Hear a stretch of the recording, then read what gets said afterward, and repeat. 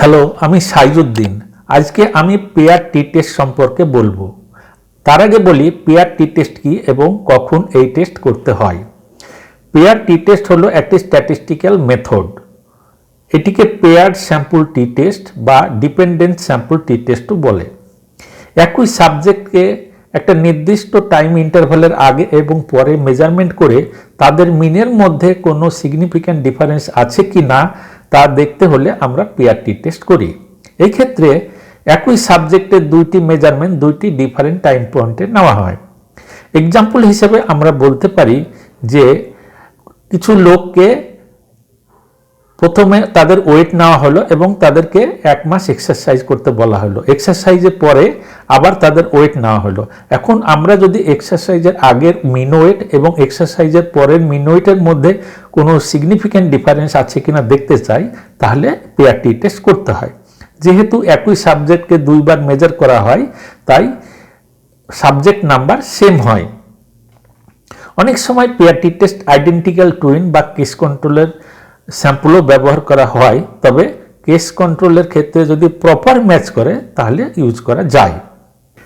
Pair টি টেস্টের কিছু assumption আছে, যেমন the dependent variable must be continuous variable, subject must be dependent, measurement for one subject do not effect measurement for any other subject, each of the paired measurement must be obtained from the same subject, the measured difference are normally distributed, and there should be no extreme outlier in the difference.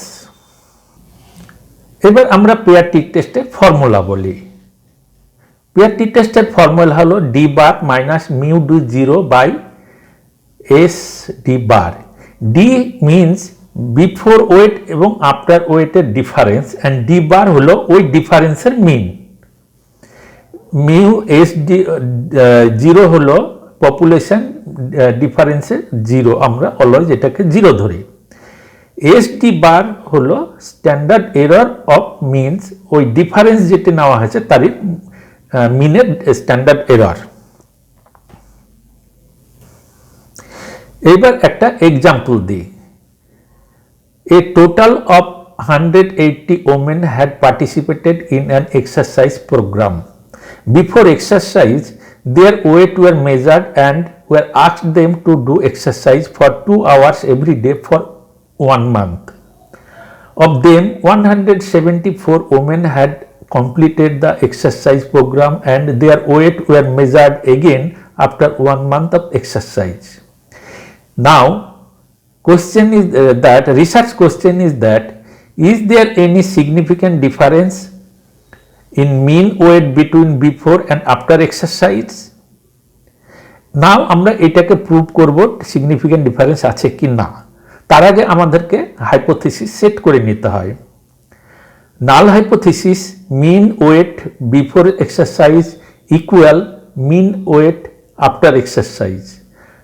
Alternative hypothesis mean weight before exercise not equal mean weight after exercise. এই উদাহরণটাকে আমরা একটা এখন স্ট্যাটাতে প্রথমে দেখব যে এই যে pair টি টেস্টের অ্যাজাম্পশন আছে সেগুলো ফিট করে কিনা, তারপর আমরা ম্যানুয়ালি এবং স্ট্যাটা ব্যবহার করে ক্যালকুলেট করে পেয়ার টি টেস্ট করব। তো এবার আমি প্রথমে একটা ডেটা সেটটা ওপেন করি। এখানে দেখছেন একটা ডেটা সেট, 3টে ভ্যারিয়েবল আছে। এই 3টে ভ্যারিয়েবল হলো যে case ID, weight before exercise and weight after exercise. তো আমাদেরকে ডিফারেন্সটা ক্যালকুলেট করে নিতে হবে, কারণ হলো যে আমাদেরকে ডিফারেন্সকেই ইউজ করতে হবে ম্যানুয়ালি ক্যালকুলেট করার সময়। তো আমি ক্যালকুলেট করে নিই।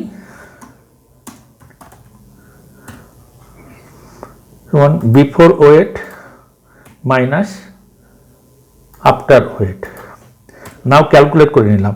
এইবার আমরা ভ্যারিয়েবলগুলোকে, এখানে কিন্তু অ্যাজাম্পশনে একটা জিনিস বলা আছে যে যে ডিফারেন্সটা ক্যালকুলেট করা হবে সেটা নর্মালি ডিস্ট্রিবিউটেড কিনা সেটা একবার দেখে নিতে হবে। আর ডেটার মধ্যে কোনো আউটলায়ার আছে কিনা এবং ডিফারেন্স যে ক্যালকুলেট করা হয়েছে তার মধ্যে কোনো আউটলায়ার আছে কিনা তাহলে সেটা চেক করে নিতে হবে। তো আমি এখন বক্স প্লট করে এক এক করে ডেটাগুলি নর্মালি ডিস্ট্রিবিউটেড কিনা দেখে নিই।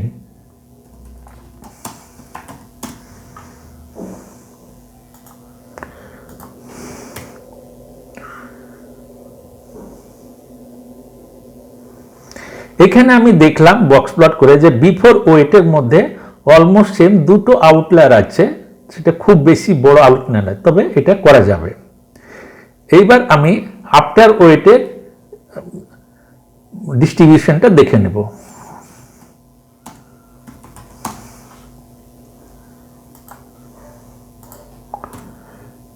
এখানেও আমরা দেখছি যে আফটার ওয়েটে একটা আউটলায়ার আছে, বাট খুব বেশি না, অতএব আমরা এটা করতে পারি। এবার ডিফারেন্সের আউটলায়ারটা দেখে নেব, ডিস্ট্রিবিউশনটা।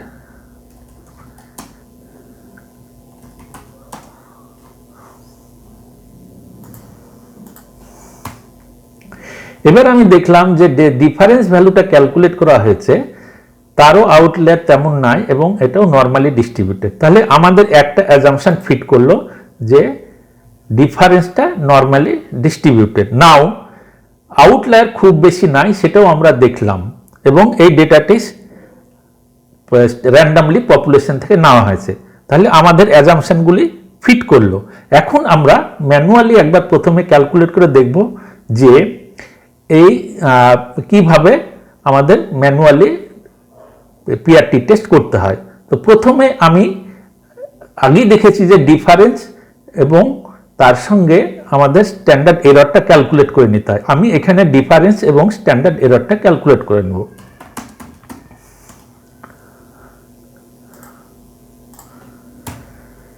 এখানে আমি দেখছি যে 174 অবজারভেশন ডেটা সাবজেক্ট, এদের আগে এবং পরে ওয়েট নেওয়া হয়েছে। তো আগের ওয়েট থেকে পরের ওয়েট 543 গ্রাম কমে গিয়েছে আফটার এক্সারসাইজের পর, এবং এর স্ট্যান্ডার্ড এরার 0.19978। তো আমরা আগেই বলেছি যে ডি বার বাই পিআরটি টেস্টের formula D bar by standard error. তো আমরা ক্যালকুলেট করে এখানে দেখি যে টি ইকুয়াল টু, তো আমরা এক মিন দিলাম,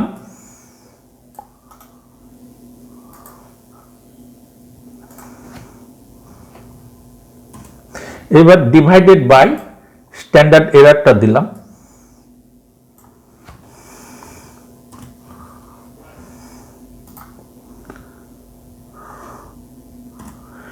এবার ইকুয়াল করলাম। তো এখানে আমাদের টি ভ্যালু আসলো 2.718। এইটাকে আমরা মনে রাখি। এই যে টি ভ্যালু, এই টি ভ্যালু উপর বেসিস করে ডিগ্রি অফ ফ্রিডম থেকে আমরা ম্যানুয়ালি পি ভ্যালু লেভেলটা আমরা দেখতে পারি, কিন্তু স্ট্যাটাতে করে দেখব যে পি ভ্যালু এক্স্যাক্টলি যদি সেম হয় তাহলে স্ট্যাটাতে যে পি ভ্যালু আছে সেটাকে আমরা পি ভ্যালু হিসাবে ধরে নিতে পারি। তো এবার আমরা স্ট্যাটা ব্যবহার করে পি ভ্যালুটা আর টি ভ্যালুটা ক্যালকুলেট করি।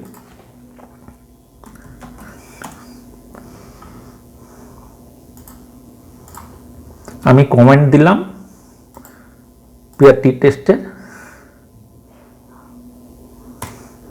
এইখানে আমরা দেখছি যে এই যে ক্যালকুলেটর আছে যে 2.718, এটা টি ভ্যালু। আমরা স্ট্যাটা ব্যবহার করে পিআরটি টেস্ট, সেখানে দেখতে পাচ্ছেন পিআরটি টেস্ট করেছি, স্ট্যাটা ব্যবহার করে আমরা যে টি ভ্যালু পেয়েছি সেটা এক্স্যাক্টলি সেম 2.7184। এখানে 4 ডিজিট যদি নিই আপনার ডেসিমাল, তাহলে এটা দাঁড়াচ্ছে, তাহলে এক্স্যাক্টলি সেম। তাহলে এর জন্য ক্যালকুলেটেড পি ভ্যালু আমরা এইটাকে ধরবো যে 0.0072। তাহলে আমরা ম্যানুয়ালিও ক্যালকুলেট করে দিলাম যা টি ভ্যালু, স্ট্যাটা ইউজ করে ক্যালকুলেট করে দিলাম টি ভ্যালু সেম, এবং P value probability P value less than 0.05 থেকে 0.05 থেকে কম। এবার আমরা কনক্লুশনে যাই।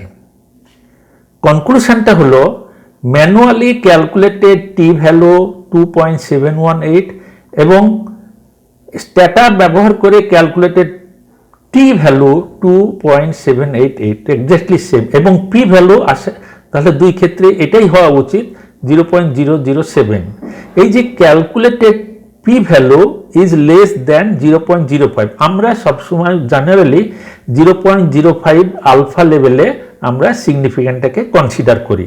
তাহলে কি দাঁড়ালো, after 1 month exercise 543 gram weight is reduced significantly because as p value is less than 0.05, so null hypothesis rejected and alternative hypothesis accepted.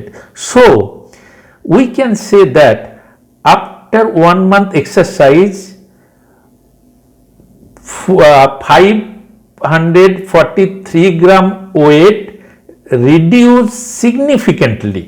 This is the conclusion.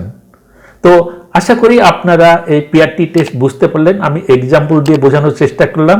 ভিডিওটা ভালো লেগে থাকলে আপনারা একটা লাইক দেবেন এবং প্লিজ সাবস্ক্রাইব বাটনে একটা ক্লিক করবেন। ভিডিওটা দেখার জন্য আপনাদেরকে ধন্যবাদ।